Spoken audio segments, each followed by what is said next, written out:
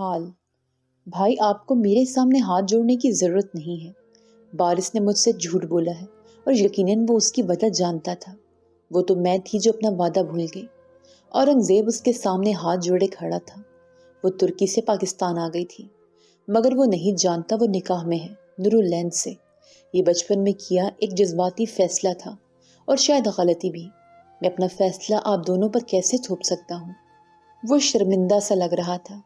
یہ نکاح تلافی تھی، ارسلان کی حرکت کی اور تحفظ کا یقین تھا۔ جب بھی وہ بڑی ہوگی وہ میرے پاس لوٹ آئے گی۔ وہ دونوں آمنے سامنے کھڑے تھے۔ شام رات میں تبدیل ہو رہی تھی، مگر ممکن ہے بارش کی پسند کوئی اور ہو۔ میں چاہتا ہوں بغیر کسی کو بھی علم ہو طلاق ہو جائے۔ اس نے اپنی بات رکھی۔ وہ 2 قدم پیچھے ہوئی۔ بھائی، نکاح کھیل نہیں ہے۔ وہ حیرانی سے دیدے پھاڑے اسے دیکھ رہی تھی۔ مگر میں اپنی بیٹی کسی پر مسلط نہیں کر سکتا۔ وہ ہچکچاہٹ لیے بولا، میری مرضی سے ہوا ہے یہ نکاح۔ یلڈیز برابر بولی، بھلے میں نے مریم کا نام لیا تھا، مگر حقیقت میں نور اس کی بیوی ہے۔ وہ جیسے کوئی بات بتا رہی تھی، مگر وہ خاموشی سے سر جھکائے کھڑا تھا۔ وہ غصے کے اپنے دانت بھینچے اس فلیٹ سے باہر نکل گئی۔ انا، میں بہت شرمندہ ہوں۔ آپ کو تکلیف دی میں نے، مگر وہ گردن جھکائے نہایت مؤدبانہ انداز میں ان کے سامنے کھڑا تھا۔ اس کے چہرے پر شرمندگی تھی، کہیں زیادہ احساس سے ندامت۔ نہیں بارش، تم نے اپنی ماں کو بے عزت ہونے سے بچا لیا۔ وہ اس کے کاندھے پر ہاتھ رکھتے ہوئے بولی۔ وہ ان کی بات کا مفہوم نہ سمجھا، ورنہ یلڈیز بھی ان میں سے ہو جاتی جو اپنی بات سے پیچھے ہٹ جانے والے ہیں۔ وہ کسی غیر مرئی نکتے کو گھورتی اپنی بات کہہ رہی تھی۔ انا، کون سی بات؟ وہ تھوڑا مضطرب نظر آیا، جیسے وہ جاننا چاہتا ہوں ان کی بات کو۔ یہی کہ اس کی بیٹی کی حفاظت میں نے لی، مگر میں اپنے وعدے سے پھر گئی۔ وہ گردن جھکائے اب اپنا ہاتھ اس کے کاندھے سے ہٹا چکی تھی۔ مگر میرا بیٹا میرے فرض کو نبھا رہا تھا۔ ان کی آنکھوں میں محبت سے آنسو بھرے، جیسے آج وہ اپنے بیٹے پر فخر محسوس کر رہی تھی۔ آپ مجھ سے ناراض نہیں ہیں؟ اس نے کنفرم کرنے کے لیے پوچھا۔ انداز میں حیرانی چھپی تھی۔ وہ دھیمے سے مسکرا کر گردن نفی میں ہلا گئی۔ بارش کی خوشی کسی دمکتے چاند کی مانی چمک رہی تھی۔ اس کا چہرہ گلابوں کی خوشبو سا مہک اٹھا تھا۔ یہ بال کیوں کھولے ہیں؟ اس کی آواز پر وہ چونک گئی۔ وہ میں زخمی چہرہ جس کے چہرے پر اداسی ہلکورے لے رہی تھی، نم آواز، سرخ ہوتی آنکھیں۔ کیا وہ میں میرے پیچھے کیا کرتی رہی ہوں؟ عبید اس کے بال کو گدی سے پکڑ کر اس کی گردن اوپر کرتے ہوئے کہہ رہا تھا، وہ ماں باپ کی لاڈلی بیٹی کیسے اس جانور کے ہاتھوں رل گئی؟ میں نے آج تک کسی کے بارے میں خیال بھی نہیں کیا ایسا۔ کیوں مجھے ہمیشہ کٹہرے میں لا کر کھڑا کر دیتے آپ؟ وہ سسکتے وجود کے ساتھ کہہ رہی تھی، تم معرضات ہوتے ہوئے نیچ ہو، مجھے یقین نہیں ہے تم پر۔ وہ ہر لفظ چبا کر بولا، تمہاری ماں بھی تو ایک عورت ہی ہے۔ وہ اسے پیچھے دھکیلتے قدرے بے رخی سے چیخی، میری ماں کے لیے ایک لفظ نہیں۔ وہ تیزی سے اس کی جانب لپکا، میرے بابا تمہیں جان سے مار دیں گے، بس ایک بار میں یہاں سے نکل جاؤں۔ وہ اس کی آنکھوں میں آنکھیں ڈالے کسی بہادر لڑکی کی طرح کہہ رہی تھی، پہلے دن سے تیری نظر دروازے کے پار لگی ہے بدچلن عورت۔ ایک تھپڑ اس کے منہ رسید کیا گیا۔ اگر مجھے بھنک بھی ہوتی کہ تم انسانی روپ میں درندے ہو تو میں کبھی تم سے شادی نہیں کرتی۔ پھٹے ہونٹ لیے وہ اس کی آنکھوں میں آنکھیں ڈالے اسے دیکھ رہی تھی۔ خوف تھا آنکھوں میں تھا ہی نہیں۔ اپنے شوہر سے زبان چلاتی ہے؟ اس کے حیرت سے دیدے باہر نکل آئے۔ اشتعال انگیز آنکھیں سے کچا چبا جانے والی تھی۔ وہ اس کی گردن کو دبوچ گیا۔ سمر کو لگا وہ سانس نہیں لے پائے گی۔ تڑپتی مچھلی کی طرح وہ پھڑپھڑا رہی تھی۔ اس کا ہاتھ کانچ کے گلدان پر لگا، گلدان نیچے جا گرا۔ چھن سے آواز پیدا ہوئی، ضروری نہیں صرف اپنی پسند ہی غلط ہو۔ کچھ لڑکیاں اگر ایمن کی طرح ہوتی ہیں تو کچھ سمر کی طرح ماں باپ کی پسند پر روتی ہیں۔ عبید جیسے جانور ہمارے معاشرے میں آج بھی پائے جاتے ہیں۔ پیسہ ضروری ہے، مگر اخلاق اور عزت اس سے بھی زیادہ اوپر ہے۔ اپنی بیٹیوں کو انسان کے بچوں کے ساتھ بیاہ دیا کریں، بھلے وہ محلوں کا شہزادہ نہ ہو، مگر انسان ہوگا تو بیٹی روٹی میں بھی خوش رہے گی۔ سمر جیسی نہ جانے کتنی لڑکیاں ہیں جو نفسیاتی مریضوں کے ہتھے چڑھ جاتی ہیں۔ بیٹیاں سب کی پیاری ہوتی ہیں، کاش ان کے نصیب انہی کی طرح خوبصورت ہوں۔ اور ایک کمبخت مارا عبید، چھوڑ اسے، مر جائے گی یہ، اور یہاں یہ پاکستان نہیں ہے جو تو بچ جائے گا۔ عبید کی ماں اس کے ہاتھ پر مکے برسا رہی تھی کہ وہ کسی طرح اپنی گرفت ہلکی کر دے۔ سمر کی آنکھوں کے کناروں سے آنسو کی بوندیں گرتی اس کا گال بھگو گئی۔ اس نے اپنا ہاتھ چھوڑا۔ سمر زمین پر گری، سانس آئی، کھانستے ہوئے زمین کو دیکھ رہی تھی۔ اس منحوس کے خون سے اپنے ہاتھ رنگے گا کیا؟ وہ ہاتھ جلا کر نخوت سے کہنے لگی۔ کمرے میں کھڑکی سے روشنی آ رہی تھی جو اس کے پاؤں پر پڑ رہی تھی۔ موم، اپنا سامان پیک کریں، ہم آج ہی پاکستان جائیں گے، یہ وہاں اب کسی سے نہیں ملے گی۔ وہ اپنے بالوں پر انگلیاں چلاتا غصے سے کہہ رہا تھا۔ بیٹا وہاں جا کر تو یہ اور شیر ہو جائے گی، تو مرد ہے، اس کو اپنی جوتی میں رکھ۔ وہ اس کا کاندھا سہلاتی اس کا غصہ ٹھنڈا کر رہی تھی۔ ان کی بات پر سمر کا کہکا بلند ہوا۔ وہ دونوں اسے حیرانی سے دیکھنے لگے۔ مرد نہیں، تیرا بیٹا نامرد ہے۔ مرد وہ نہیں ہوتا جو عورت پر ہاتھ اٹھائے، وہ جانور ہے، بلکہ یہ تو جانور کی بھی توہین ہے۔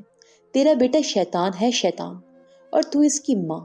مرد ہوتا تو اپنا فرض نبھاتا، اپنے سے کمزور کی حفاظت کرتا، اپنے ماتحت لوگوں پر ظلم نہیں کرتا۔ سمر کے لہجے میں اب بھی کوئی کمی نہیں تھی۔ وہ شاہ زیب کی بیٹی تھی، اس کی طرح ہی ظلم کے آگے بولنے والی۔ موم، میں اس کو مار ڈالوں گا۔ وہ دانت پیستا آگے بڑھا، مگر اس کی ماں اسے باہر گھسیٹ کر لے گئی۔ دروازے کے لاک لگانے کی آواز آئی۔ وہ مستعدی کے ساتھ ہی بیٹھی ہوئی تھی۔ دوبارہ آنکھوں میں آنسو بھر گئے تھے۔ اس کا فون پہلے دن ہی توڑ دیا گیا تھا۔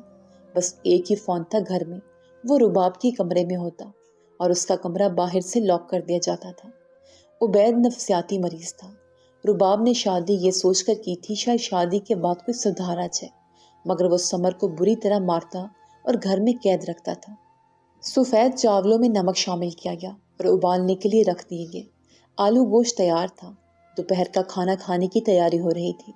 بارش نے بتایا تھا کوئی اہم مہمان آنے والا تھا، اس لیے اس نے صفائی کی تھی اور طے کر لیا تھا کہ آج وہ بارش کو نکاح کی حقیقت بتا دے گا اور طلاق کا مطالبہ بھی کر دے گا۔ وہ اپنا کام نپٹا کر صوفے پر بیٹھا، ذہن ابھی بھی سوچوں میں غرق تھا۔ چلتے ٹی وی میں آنے والے پروگرام میں اسے کوئی دلچسپی نہیں تھی۔ چینی نقوش والی عورت پینٹ کوٹ میں ملبوس کچھ کہہ رہی تھی۔ گھنٹی کی آواز نے اس کی سوچوں کے تسلسل کو توڑا۔ وہ بے خیالی میں اٹھا اور دروازے کے قریب پہنچا۔ سامنے کا منظر حیرت سے اس کے لب کھول گیا۔ ایک غیر متوقع آمد تھی اورنگزیب کے فلیٹ میں۔ بس ایک دن دور ہے، پھر اقتدار بھی ہمارا اور دولت بھی ہماری۔ لاہور میں سردیوں کا آغاز ہوا تھا۔ تبھی وہ گارڈن میں آگ جلائے بیٹھے تھے۔ فرید ان کے بالکل سامنے تھا۔ مگر مالک، فرید پر سوچ نظر آیا۔ ارے جو عورت اپنی سگی اولاد کی نہیں ہوئی وہ تم سے محبت کرے گی؟ میں تمہارا سگا چچا ہوں۔ وہ خجل سا مسکرایا اور مصنوعی ہمدردی سے کہا گیا آخری جملہ، مگر اس کے پاس جیسے جواب تھا ہی نہیں اس بات کا۔ سچ تو تھا یہ، وہ سچ میں اس کے خلاف تھی۔ وہ کرپشن کا کیس فائل کر دیا نا۔ اب ذرا تم اس ارسلان کو اس کھیل سے الگ کرو، اس کے بیٹے کو اور اس کو کرپشن کے کیس میں اندر کروا دینا۔ بچی گل مینا، وہ تو آدھی پاگل ہے، مگر اورنگزیب کا کیا کرنا ہے؟ یوسف اگر چلا بھی گیا تو اورنگزیب تو وہیں اپنی جگہ پر موجود ہے۔ اس کے بنائے منصوبے میں اب بھی ایک سوالیہ نشان تھا، وہ تھا اورنگزیب۔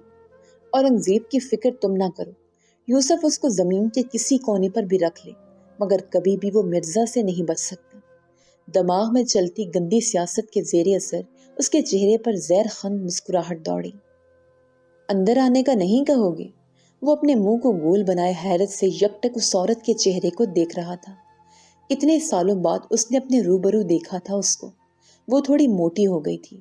وہ اس سے کچھ کہہ رہی تھی، مگر کیا؟ اورنگزیب کو لگا اس سے سماعت کی طاقت چھین لی گئی ہے۔ امارا نے اپنا ہاتھ اس کے چہرے کے آگے گھمایا۔ وہ جیسے سالوں پرانی یادوں سے واپس نکل آیا تھا، چند لمحے پہلے جو اس کی آنکھوں میں گھوم رہی تھی۔ کیا کہہ رہی تھی تم؟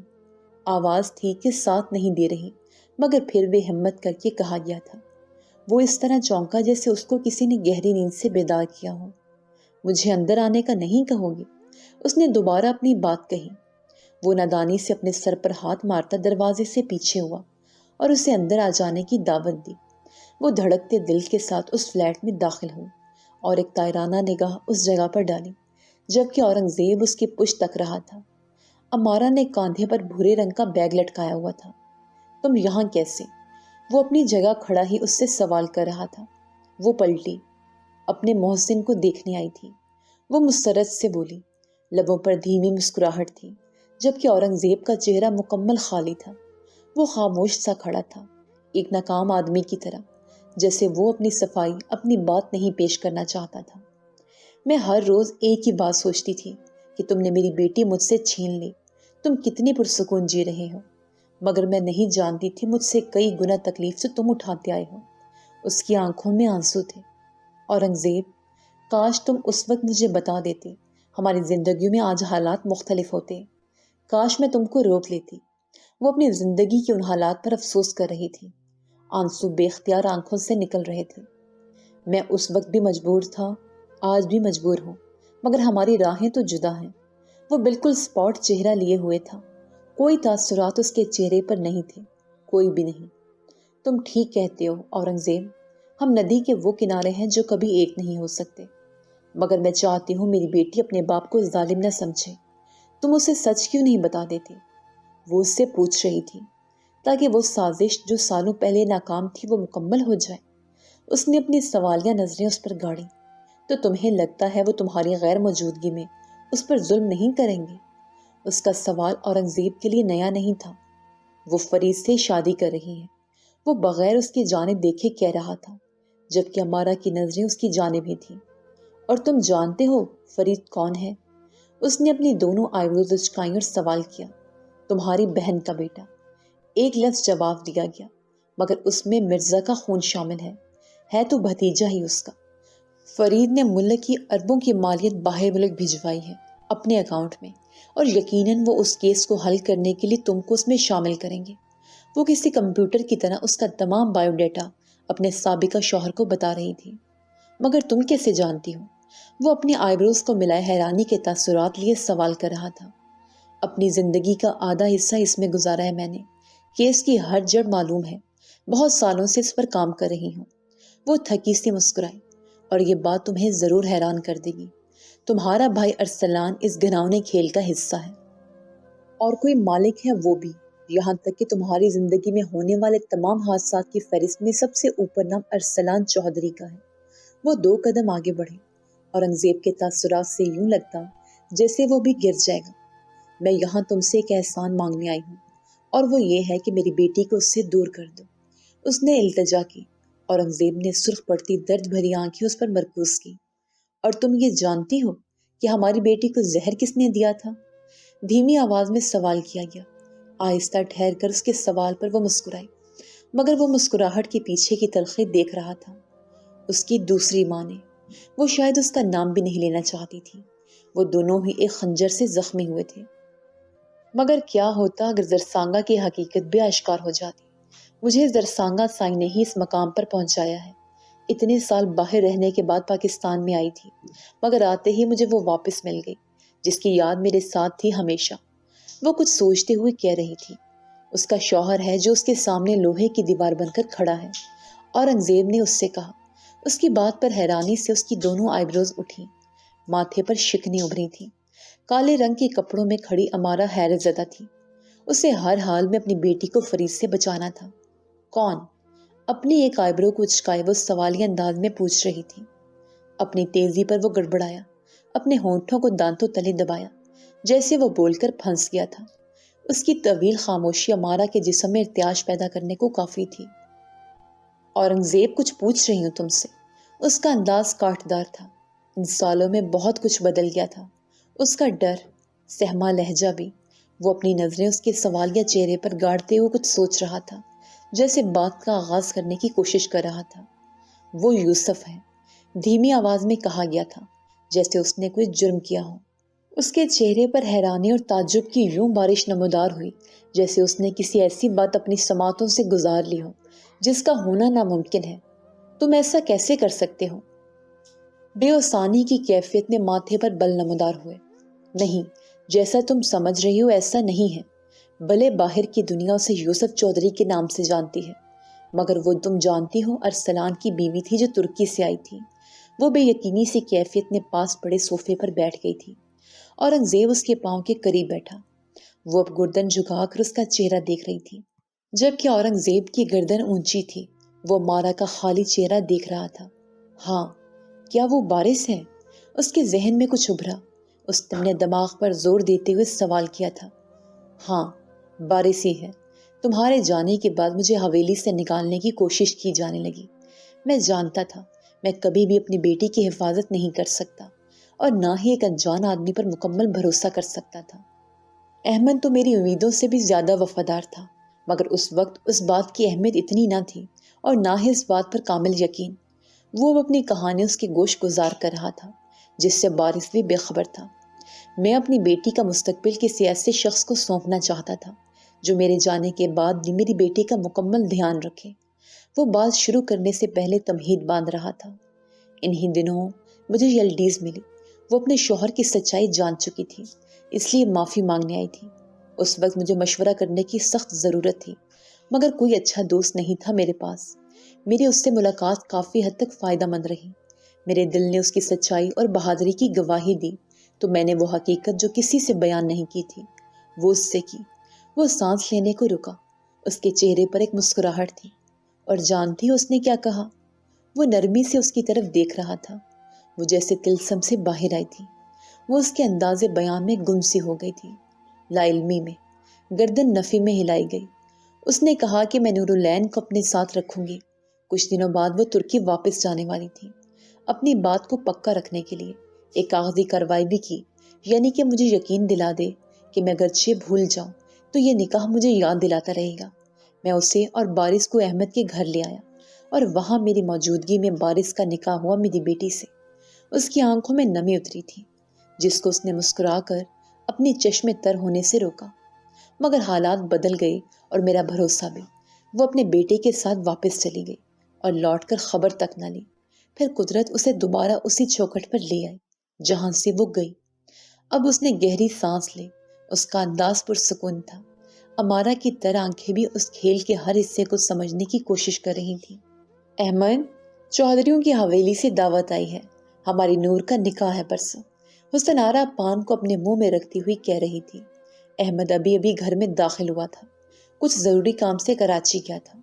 حسن آرا کو تو جیسے صبر ہی نہ ہوا تھا اس بات کو بتانے کا۔ لبوں تک پہنچنے والا پانی کا گلاس وسط میں ہی رک گیا تھا۔ وہ حیرانی سے اپنی ماں کو دیکھ رہا تھا۔ اماں، مجھے نہیں لگتا یہ شادی ہوگی، پر سوچ انداز میں کہتا اپنا رخ تبدیل کیے بیٹھا۔ اچھی باتیں نکال اپنے منہ سے۔ وہ اپنا ہاتھ پیچھے کیے ٹوکنے والے انداز میں بولی۔ اس نے اپنی ہتھیلی اپنی ٹھوری کے نیچے ٹکائے۔ کچھ دیر وہ کسی غیر مرئی نکتے کو گھورتا رہا، پھر اپنی جگہ سے اٹھ کر باہر کی طرف بڑھ گیا۔ جوتے اتارے بھی نہیں تھے، اسی ہولیے میں وہ باہر جا رہا تھا۔ پیچھے سے آواز آئی حسن آرا کی، ارے ابھی تو آیا ہے، کہاں جا رہا ہے؟ اماں، آ جاؤں گا رات تک، میرا انتظار نہ کرنا، اس نے جواب دیا اور لوہے کے سفید دروازے سے باہر نکل گیا۔ پتلی گلیوں سے نکلتا وہ چوڑے روڈ پر پہنچ چکا تھا۔ نور، ایک بار پھر سوچ لو۔ اس کی نیلی پتھر جیسی آنکھوں میں بے چینی کے اثرات نمایاں تھے۔ وہ کچن میں کسی کام میں مصروف تھی جب اس کی بے چین سی آواز اس کے کانوں سے ٹکرائی۔ وہ اوپن کچن میں دوسری جانب کھڑا تھا۔ ہانڈی سے اٹھتا دھواں جو نور کے عقب میں تھا، اسے دیکھ اس نے جلتے چولہے کو مڑ کر دھیما کیا، پھر کاندھے سے سفید شفون کے دوپٹے کو ٹھیک کیا جو کاندھے سے پھسل رہا تھا۔ اس کے چہرے پر بیزاری نمایاں تھی۔ وہ کچن سے باہر آئی جہاں وہ اس کا منتظر تھا۔ آنکھوں میں بے چینی تھی۔ آپ کیا چاہتے ہیں؟ میں انکار کر دوں؟ جب اپنا دماغ بنا لیتی ہوں آپ کا سوال مجھے وہیں لا کر کھڑا کر دیتا ہے، وہ غصے سے بولی۔ آواز میں اکتاہٹ، بے رخی، کیا کیا نہیں پوشیدہ تھا، ہر وہ احساس جو دل چھلنی کر دے۔ اس نے اپنا گلا کھنکھارا۔ نور، میں نہیں جانتا، مگر مجھے معلوم نہیں کیوں اچھا محسوس نہیں ہو رہا۔ مجھے لگ رہا ہے تم پر مصیبت آنے والی ہے۔ اپنے لبوں کو تر کیے اس نے کہنا شروع کیا۔ نور نے اپنی آنکھیں میچی۔ بارش، آپ میرے معاملات میں دخل نہ دیں۔ اس نے اپنے ہاتھ سے اسے روکا جو کچھ اور کہنے والا تھا۔ اس کی بات نے ایک تو اس کی زبان پر قفل باندھ دیا، دوسری جانب چھناکے سے دل ٹوٹنے کی آواز اس کے اندر گونجی۔ کیا بلا کا غیروں والا رویہ تھا اس کا۔ وہ گردن تھوڑی نیچے کرتا اداسی اور ٹوٹے دل کے ساتھ لمبی سانس لینے لگا، پھر دھیمے سے مسکرایا۔ جیسے تمہاری مرضی، وہ یہ کہتا وہاں سے چلا گیا، جبکہ نور خاموش نظروں سے اسے جاتا دیکھ رہی تھی۔ اظہار، یہ مالک آخر ہے کون؟ پتہ لگاؤ، میں نے سنا ہے بابا کو بات کرتے کسی مالک کا ذکر کر رہے تھے، وہ گل مینا سے۔ کان سے فون لگاتا وہ تیزی سے اتر رہا تھا۔ یوسف، وہ بہت ہی کوئی شاطر شخص ہے، ایک ثبوت جو اپنے خلاف چھوڑا اس نے۔ سامنے سے آواز گونجی، اظہار ہر انسان اپنے پیچھے کوئی نہ کوئی کمزوری یا نشان ضرور چھوڑتا ہے، بس ہمیں غور کرنے کی دیر ہے۔ تم مجھے بھیجو وہ تصویریں جو مالک کی لی ہیں تم نے، اس نے اپنی گاڑی کے پاس رک کر کہا۔ سورج کی روشنی اس کے سرخ و سفید چہرے پر پڑ رہی تھی، مگر مالک کا چہرہ نہیں ہے اس میں۔ وہ تعجبانہ انداز میں پوچھنے لگا، مگر ان تصویروں میں کوئی کلو تو مل ہی جائے گا۔ اس کے انداز میں جھنجھلاہٹ تھی۔ اظہار نے کال کاٹی۔ کچھ لمحے گزرے ہی تھے، اس کے چوڑے فون پر رنگ ہوئی۔ تیزی سے تصویریں اس فون میں آ گئی تھیں۔ اس نے فون میں ایک تصویر پر کلک کیا اور زوم کر کے تصویر پر غور کرنے لگا۔ تصویر کے ہر حصے کو نہایت غور سے دیکھ رہا تھا۔ یکدم اس کے ہاتھ پر نظر گئی۔ سرعت سے تصویر کو زوم کیا۔ وہ آئیبروز کو ملائے ماتھے پر بل ڈالے ان ہاتھوں کو دیکھ رہا تھا۔ اس نے اپنی آنکھیں چھوٹی کر لی تاکہ دھیان لگا سکے۔ پھر اس نے اپنا ہاتھ دیکھا، پھر تصویر میں موجود ہاتھ دیکھا۔ اس کی آنکھیں حیرت سے پھیلتی چلی گئیں۔ اس نے 2 سے 3 بار یہی حرکت دہرائی، جیسے اسے یقین نہ ہو اس بات کا۔ وہ اپنی گاڑی کا دروازہ کھولتا اس میں بیٹھا، سیٹ بیلٹ لگائی اور فون برابر والی سیٹ پر پھینکا۔ فون پر احمد کا نام جگمگایا۔ اس نے فون اٹھا کر کان سے لگایا۔ تیوری ہنوز چھڑی ہوئی تھی۔ ٹھیک، میں پہنچتا ہوں، آپ سے ایک اور ضروری بات کرنی ہے، اس نے کہا، پھر تیزی سے گاڑی اڑاتا لے گیا۔ ارسلان، اب تو وہ بھی اس حویلی میں آ گئی ہے، آپ مجھے چھوڑ تو نہیں دیں گے نا؟ گلمینا کی آنکھیں کسی ان کہے ڈر کو واضح کر رہی تھیں۔ اس نے گلمینا کا ہاتھ پیچھے کیا۔ میرے نصیب میں اس کی محبت چھین لی گئی ہے، میں چاہ کر بھی تمہیں نہ چھوڑ سکتا ہوں اور نہ وہ میرے پاس آ سکتی ہے۔ گہری سانس لی ارسلان کے دل کو کسی نے مٹھی میں دبوچا تھا۔ گلمینا کی کیے کی سزا ارسلان کی بے رخی تھی، جو اسے ذہنی بیمار کرنے لگی تھی، اور اب تو وہ اس کی آنکھوں کے سامنے ہوتے ہوئے بھی پرایا تھا۔ میں پاگل ہو جاؤں گی ارسلان، اس نے چبھتی آنکھوں کے سنگ اس پتھر دل شخص کو دیکھا جو اپنے بے مروتی انداز میں کھڑا تھا۔ جہنم میں جاؤ تم، وہ یہ کہتا کمرے سے باہر نکل گیا۔ نہ جانے کیسے خدشات تھے جو اس کے دل میں پنپنے لگے، اور یہ خدشات اسے کہاں سے کہاں لے کر جا رہے تھے۔ اس کے اوسان خطا ہونے کو تھے۔ کوئی رات کے پہر دبے پاؤں گھر کی چوہٹ پھلانگ کر باہر نکلا۔ صاف ستھری سڑکوں پر وہ تیزی سے قدم بڑھا رہی تھی۔ اسٹریٹ لائٹس کی روشنی میں اس کا بکھرا وجود ماحول میں سنسنی پیدا کر رہا تھا۔ وہ نہ جانے کس عزم سے اپنے قدم بڑھا رہی تھی۔ اس کے قدموں میں تیزی آئی۔ اس کا رخ پولیس اسٹیشن کی طرف تھا۔ سمر نے شاید ٹھان لی تھی کہ وہ اس کو سزا دے گی، اس لیے خاموشی سے گھر سے نکلی تھی وہ، اور ہونا بھی ایسے چاہیے۔ کبھی بھی اس شخص کے پیچھے اپنی زندگی برباد نہ کریں جو آپ کو ذہنی اور جسمانی نقصان دیتا ہے۔ ظلم کو برداشت کرنے والا بھی ظالم ہے۔ وہ پیدل چلتی رہی، رستے سے گزرتی ٹیکسی کو ہاتھ دے کر رکا، پھر اس میں بیٹھ گئی۔ کچھ رشتے ایسے ہوتے ہیں جن کو ختم کر دینا ہی سمجھداری ہوتی ہے۔ ڈھلتے سورج کی اب بھی کچھ روشنی باقی تھی۔ پرندے اپنے گھونسلوں میں جاتے نظر آ رہے تھے۔ بارش اس پارک کی بینچ پر بیٹھا ہوا تھا جہاں وہ احمد کا منتظر تھا۔ احمد نے اسے یہی جگہ بتائی تھی۔ بھورے رنگ کی بینچ پر بیٹھا سامنے کھیلتے بچوں کو دیکھ رہا تھا۔ اس کے چہرے پر مدھم سے مسکراہٹ چمک رہی تھی۔ ایک بچہ آنکھوں پر پٹی باندھے دوسرے بچوں کو ڈھونڈ رہا تھا، اور بچے اسے تنگ کر رہے تھے۔ کوئی تالی بجا کر بھاگ رہا تھا تو کوئی سیٹی بجا رہا تھا۔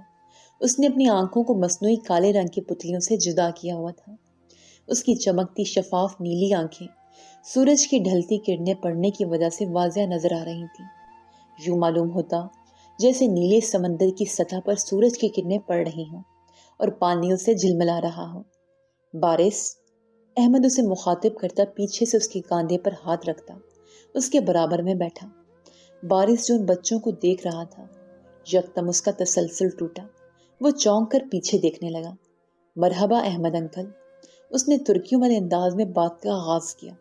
مرحبا بارش، کچھ بجھی بجھی سی آواز معلوم ہو رہی تھی۔ بارش کے ماتھے پر شکنیں ابھر آئیں۔ احمد انکل، آپ کی طبیعت ٹھیک ہے؟ اس نے ماتھے پر پریشانی کے بل سجائے استفہامی انداز میں سوال کیا۔ انہوں نے فقط اسبات میں گردن ہلائی۔ انداز میں وہی پرسوچ سنجیدگی واضح تھی۔ بارش نے گہری سانس کھینچی۔ میں تم سے ایک بات کرنے آیا ہوں۔ وہ زمین پر موجود گھاس کو دیکھ رہے تھے۔ احمد اپنی کوہنیاں اپنی رانوں پر رکھی ہوئی تھی، اپنی ایک ہاتھ کی انگلیوں کو دوسرے ہاتھ کی انگلیوں میں پھنسا کر وہ اس سے بات کر رہے تھے، جو غور سے ان کی بات کو سن رہا تھا۔ کیسی بات؟ یہی کہ نور العین کون ہے؟ ان کا لہجہ تھوڑا سرد تھا۔ چاچو کی بیٹی، اس نے جواب دیا۔ اس کے علاوہ بھی اس کا ایک اور رشتہ ہے، اور وہ یہ ہے کہ تم اس کے شوہر ہو۔ کتنی بڑی بات وہ آسانی سے کہہ گئے۔ اس کی آئی بروز حیرانی سے اٹھی، ماتھے پر حیرانی کے بل پڑے، لگا جیسے سکتے کسی کیفیت میں ہو۔ دماغ میں پہلی ملاقات گھومی، وہ ٹرین سے اترتی وہ لڑکی، کیا جس کے لیے دل میں احساس نے جگہ لی وہ اس کی بیوی تھی؟ کیا اس کا نصیب تھا؟ اسے حیرت بڑھتی ہی چلی گئی۔ کیا اس کی دعائیں جو اس نے دل ہی دل میں مانگی تھی وہ سن لی گئی؟ آپ سچ کہہ رہے ہیں؟ اس کے لہجے میں بے یقینی تھی۔ اس کی پرجوش اور بے چین آواز پر وہ چونکا۔ میں تم سے اس معاملے پر جھوٹ کیوں کہوں گا؟ اس کے چہرے کی چمک دیکھ وہ مسکرایا۔ مجھے یقین نہیں آ رہا۔ اس نے اپنے چہرے پر ابھرتی سرخی چھپانے کی کوشش کی۔ مگر یہ کیسے ممکن ہے؟ وہ پاکستان کی ہے اور میں اسے کبھی نہیں ملا۔ اس کے ماتھے پر بل تھے۔ اس کے سوال پر وہ مسکرائے۔ تمہیں یاد ہے بچپن میں تمہاری ماں تمہیں ایک کچے مکان میں لائی تھی؟ ان کی آواز میں ٹھہراؤ تھا۔ اس کے ذہن میں پھر وہ منظر لہرایا۔ اس کے ماتھے پر پڑے بل سلجھ کے جیسے ساری بات ایک پل میں سمجھ آ گئی تھی اسے، مگر کچھ سوال اب بھی ذہن میں باقی تھے۔ آخر اورنگزیب کیا یہ نہیں جانتا تھا، یا پھر اس کی ماں نے اسے یہ سب کیوں چھپایا؟ وہ جو بات کرنے آیا تھا، احمد کی بات نے وہ ذہن سے نکال لی تھی۔ وہ سامنے ڈھلتے سورج کو دیکھ رہا تھا جو مکمل غائب تھا، مگر روشنی اب بھی باقی تھی۔ ماشاءاللہ، کتنے جچ رہے ہو تم دونوں ایک ساتھ۔ حسن آرا نے نور اور فرید کی بلائنی۔ مایوں کی رسم تھی جو بڑی دھوم دھام سے کی گئی تھی۔ اب کچھ تصاویر تھی جو بنوائی جا رہی تھی۔ لوگوں کی چہل پہل اس حویلی میں لگی ہوئی تھی۔ احمد کا گھر بھی بارش کے کہنے پر آیا تھا، مگر اب تک وہ یوسف چودھری سے ملاقات نہیں کر پائے تھے۔ آخر وہ کون تھا؟ حیدر بھی وہیں موجود تھا، نور کو ایک پرسکون مسکراہٹ کے ساتھ دیکھ رہا تھا، جیسے اس کے دماغ اور دل نے اطمینان کامل حاصل کر لیا ہو۔ چھت کے بیچ میں لٹکتے فانوس سے نکلتی رنگ برنگی روشنیاں اس کو مزید خوبصورت بنا رہی تھیں، مگر یہ گیت کچھ وقت کا ہی تھا۔ اس بڑے سے لکڑی کے دروازے کے کھلنے کی دیر تھی۔ کیمرے کی روشنی میں وہ دونوں کچھ ایک دوسرے سے تھوڑے فاصلے پر کھڑے تھے۔ نور العین کو یہ انداز تھوڑا عجیب لگ رہا تھا۔ 1 منٹ بی بی، ہمیں کپل کی کچھ علیحدہ تصویریں لینی ہیں۔ اسٹیج کی طرف بڑھتی اس عورت کو فوٹوگرافر نے ہاتھ کے اشارے سے روکا۔ بس رہنے دیں، مجھے کوئی تصویر نہیں لینی۔ نور اس کی بات سن کر بیچ میں بول پڑی۔ دانیال سفید کرتے میں ملبوس تھا۔ رنگ گندمی ہونے کے باوجود اس کی مسکراہٹ اور نقوش ایسے تھے کہ کوئی بھی دیکھنے والا آسانی سے اس کا اسیر ہو جائے۔ اس نے چونک کر نور کو دیکھا۔ نور، اس میں مسئلہ ہی کیا ہے؟ اس نے دھیمی آواز میں آئی بروز کو اٹھائے سوال کیا۔ دروازے کے بیچوں بیچ وہ کھڑا تھا، بارش ارسلان۔ اس نے ایک طائرانہ نگاہ لان میں دوڑائی جو پیلے پھولوں سے سجا ہوا تھا۔ غیر متوقع طور پر اس کی آنکھوں کے کنارے سرخ ہونے لگے۔ آج آنکھیں وہی تھیں جسے پوری دنیا اس کی نیلی آنکھوں میں بسی ہوئی تھی۔ اس کی کھوجتی ہوئی نظریں اسٹیج پر رکیں جہاں فرید بیٹھا ہوا تھا، اور تھوڑے فاصلے پر نور۔ وہ اس سے کچھ کہہ رہا تھا مگر نور منع کر رہی تھی۔ فرید اسے کچھ سمجھا رہا تھا اور اپنی ہتھیلی کو ہوا میں جلا رہا تھا۔ پھر اپنی ہتھیلی کو اس نے نور کی ہتھیلی پر رکھنا چاہا، مگر اس سے پہلے ہی وہ اپنا ہاتھ ٹیبل پر سے ہٹا چکی تھی۔ اس کے انداز پر بارش کے لبوں پر مسکراہٹ چھو کر گزری۔ مسٹر مارا، آپ جائیں اپنے کمرے میں آپ کی بیٹی کو لے کر آتا ہوں۔ اس نے پیچھے کھڑی امارا سے کہا۔ آج نہ جانے کتنے سالوں بعد دوبارہ وہ اس حویلی میں قدم رکھ رہی تھی جہاں سے وہ سالوں پہلے دھتکار کر نکال دی گئی تھی۔ قدموں میں ارتعاش کے باعث وہ قدم بڑھانے کی سکت بھی نہیں رکھتی تھی۔ ساری ہمت 2 پل میں پانی ہو گئی تھی۔ بارش ان کے گھر آیا تھا یہ کہنے کہ نور نے انہیں بلایا ہے۔ وہ ملاقات کے لیے وہاں سے آئی، مگر سوال صرف ملاقات نہیں تھا، اصل مقصد مالک کا پتہ کرنا تھا جو ان سازشوں کے پیچھے تھا، اور ممکن تھا یہ حویلی کوئی نہ کوئی راز خود میں سموئے ہوئے تھی۔ امارا اس کے کہنے کے عین مطابق پیچھے کے راستے سے اس کمرے میں چلی گئی، جبکہ وہ اپنی جگہ ہنوز کھڑا تھا۔ نور، اس کے آتے ہی یکدم چہل پہل اور بنبناہٹ میں خاموشی آ گئی۔ آج یوسف چودھری کو سامنے دیکھنے کا موقع جو ملا تھا، سب اسے بت بنے دیکھ رہے تھے۔ حیدر پر تو مانو حیرت کے پہاڑ گر گئے تھے۔ اس کا جگری دوست پاکستان میں ہی تھا، اور وہ بھی اپنی شناخت چھپا کر۔ مگر کیسے؟ کیوں؟ مگر وہ ارد گرد سے بے نیاز ہو کر سیدھا سٹیج کی جانب گیا۔ فرید اسے دیکھ اپنی جگہ سے کھڑا ہو گیا تھا، مگر وہ اسے نظر انداز کرتا نور کی جانب دیکھنے لگا۔ مجھے تم سے ضروری بات کرنی ہے۔ وہ اتنے حق سے نور کی کلائی پکڑتا اسے مجمع سے اٹھا کر اپنے ساتھ لے گیا۔ دانیال فرید سمیت سب کی آنکھوں میں حیرت کا سمندر ہلکورے لے رہا تھا۔ اس کا جو انداز تھا معلوم ہوتا جیسے وہ اس کا کچھ لگتا ہو۔ نہ جانے کون سا ایسا رشتہ ہے جو اس کے انداز میں اتنی بہادری لے آیا۔ وہ اس کے پیچھے چلتی کبھی لوگوں کی حیرت میں ڈوبی شکلیں بھی دیکھ لیتی۔ ان کے انداز میں سوالیہ نشان چھپا تھا جو نور کو بری طرح چبھ رہا تھا۔ فرید کو اپنی بے عزتی پر غصہ آیا۔ اس نے مٹھی بنا کر اپنا غصہ ضبط کرنے کی کوشش کی۔ وہ شاید اکیلا نہیں تھا، کچھ ایسے تاثرات زرسانگا اور ارسلان کے بھی تھے۔ ایمن اوپر بالکنی میں کھڑی تھی اور آسمان میں چمکتا گول چاند اس کی نگاہوں کا مرکز تھا۔ وہ بھی یوں ہی تھی۔ چاند کتنا ہی خوبصورت ہو، اس کا داغ اس کی خوبصورتی دبا ہی دیتا ہے۔ اس پر بھی ایک داغ تھا۔ میں بھی کتنی اکیلی ہوں، میری غلطی مجھے توڑ کر رکھ دی۔ میں مسکرانا چاہتی ہوں، مگر کون ہے جو میری بات سنے، میری داستان کو اپنی آنکھوں سے لگائے، جو میری غلطی کو مٹا کر اس میں سنہری رنگ بھرے۔ اس کی آنکھوں سے موتی جیسا آنسو ٹوٹ کر گرا۔ اس نے اپنی آنکھیں مکمل بند کر لی۔ غم بالاج کا نہیں تھا، اس کی وجہ سے اس کے جو رشتے چھن گئے ان کا تھا۔ ایمن، ایک بھاری آواز اس کے عقب سے سنائی دی۔ کوئی اس کا نام پکار رہا تھا، مگر اس نے پلٹ کر نہیں دیکھا۔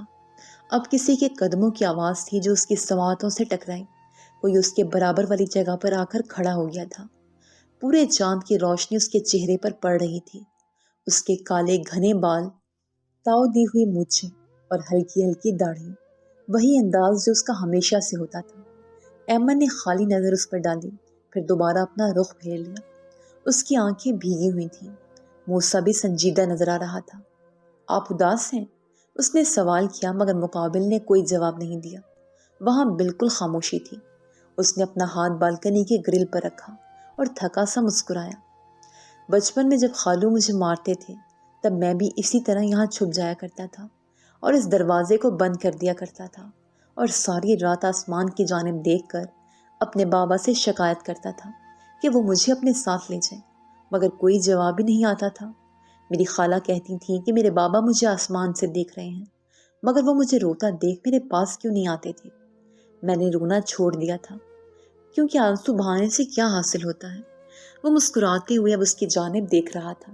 پل میں دونوں کی نظریں ایک دوسرے سے ٹکرائیں، اور پھر آپ ایک سخت دیوار بن گئے، اور میں ابھی اسی کوشش میں ہوں، مگر ہمیشہ یہ دیوار بننے سے پہلے ہی کوئی مجھے توڑ دیتا ہے۔ میں اپنے وجود کے ذرے دوبارہ جوڑتی ہوں، پھر کوئی تیز ہوا مجھے بکھرا دیتی ہے۔ اس کا انداز کافی خالی تھا۔ اس کی بات موسیٰ کو نہ جانے کیوں درد میں مبتلا کر گئی۔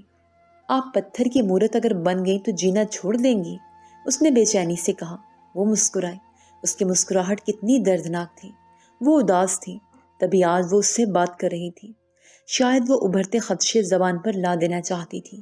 تلخیاں اس کے چہرے سے معلوم ہو رہی تھی۔ موسیٰ کا دل کیا وہ اسے کسی ایسے جہان میں لے جائے جہاں وہ صرف مسکرائے، اپنے سارے غم بھول جائے۔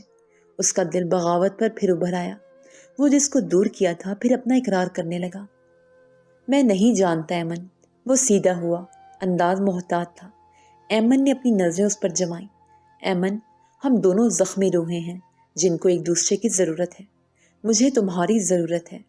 آواز میں نمی ابھری۔ ایمن کے دیدے حیرت سے پھیل گئے۔ غم و غصے کی لہر آنکھوں میں دوڑ گئی۔ دوسری بات زبان سے ادا ہونے کی دیر ہی نہیں لگی۔ ایمن کے زوردار تمانچے نے اس کے گال پر اپنی چھاپ چھوڑ دی۔ آنسوں کا گولہ ایمن کے گلے میں اٹکا۔ آئندہ یہ دعویٰ نہیں کیجیے گا، نفرت ہے مجھے اس لفظ سے، وہ کہتی تیزی سے وہاں سے چلی گئی۔ ہمیشہ صحیح شخص غلط وقت پر ہی کیوں ملتا ہے؟ موسیٰ کا سر جھک گیا تھا۔ آپ کو شرم نہیں آئی؟ ہاتھ چھوڑیں میرا، میں کہہ رہی ہوں ہاتھ چھوڑیں۔ سمجھتے کیا خود کو؟ مجھے آپ نے کیسی لڑکی سمجھ رکھا ہے؟ ہاں، میں ان میں سے نہیں ہوں جو آپ کے آگے پیچھے گھومتی ہوں گی۔ مجھے اپنی عزت بہت عزیز ہے۔ وہ مسلسل مزاحمت کرتی اپنا ہاتھ اس کے ہاتھ سے چھڑانے کی کوشش کر رہی تھی، ساتھ ہی وہ غصہ بھی دکھا رہی تھی۔ اس کا انداز کافی سخت تھا، مگر اس کی سماعتوں پر کوئی اثر واقع ہوا ہی نہیں۔ وہ اپنی چال ہی چل رہا تھا۔ میں کہہ رہی ہوں ہاتھ چھوڑ دیں۔ اس نے خبردار کرنے والا انداز اپنایا۔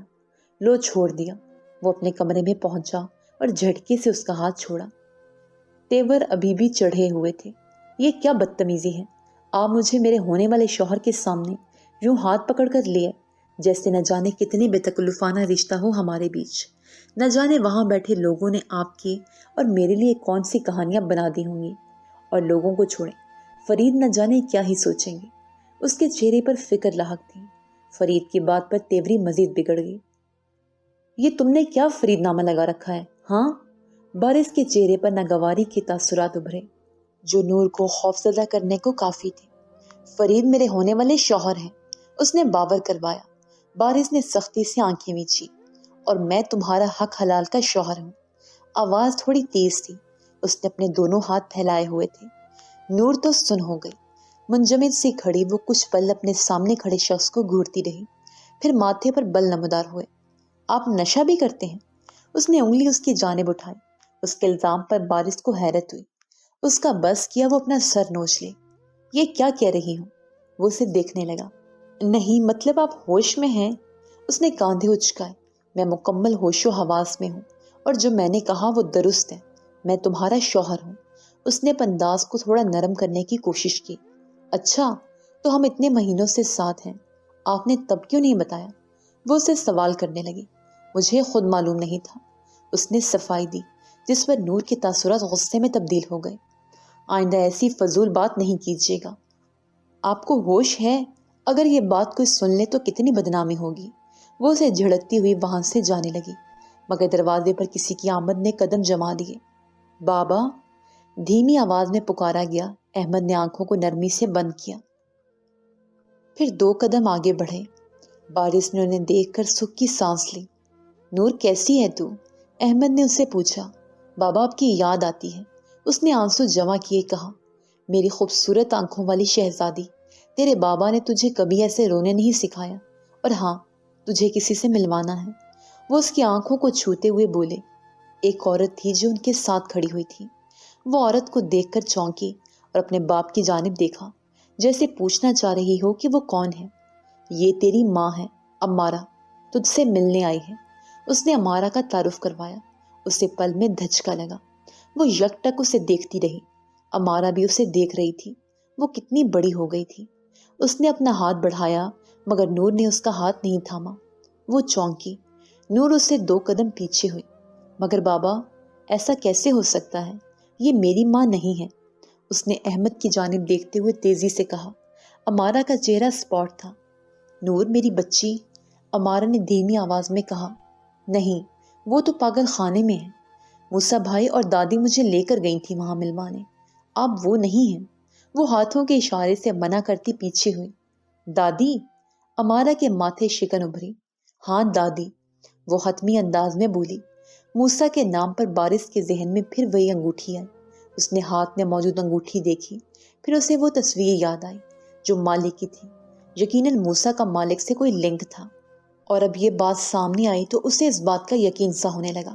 اس نے ان کی نظروں سے بچتے ہوئے وقت ضائع کیے بغیر اظہار کو ٹیکسٹ کیا کہ موسیٰ جہاں بھی ہے اسے بلوایا جائے۔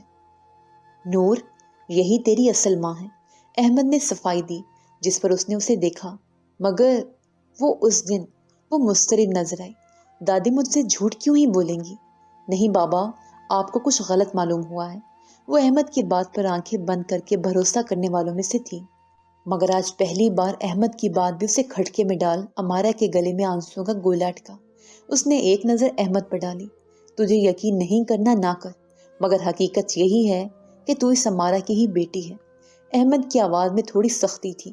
اس نے اپنے قدم جانے کے لیے موڑے، پھر یکدم رکا، جیسے وہ مزید صفائی نہیں دینا چاہ رہا تھا، یا پھر بات یہ تھی کہ نور کو اس سے زیادہ کسی اور پر یقین ہو گیا تھا۔ اور ہاں، بہت بڑی ہو گئی ہے نا تو، اور یقیناً غیروں کی بات پر یقین تو نہیں کرے گی۔ پھر بھی بتا دیتا ہوں تجھے، یہ جو تیرے ساتھ کھڑا ہے نا، یہ تیرا شوہر ہے۔ اس نکاح کے گواہ میں تیرا سگا باپ خود ہے۔ وہ شکوہ کن اکھیوں سے اسے دیکھتے کمرے کے دروازے سے ہی باہر چلے گئے۔ امارہ ان کے قدموں کے پیچھے چل دی۔ وہ تنہا سی کمرے کے وسط میں کھڑی تھی۔ دماغ معاف ہو گیا تھا۔ یوں معلوم ہوتا کہ کسی نے نئے سرے کہانی کو شروع کر دیا تھا۔ وہ پیچھے ہوئی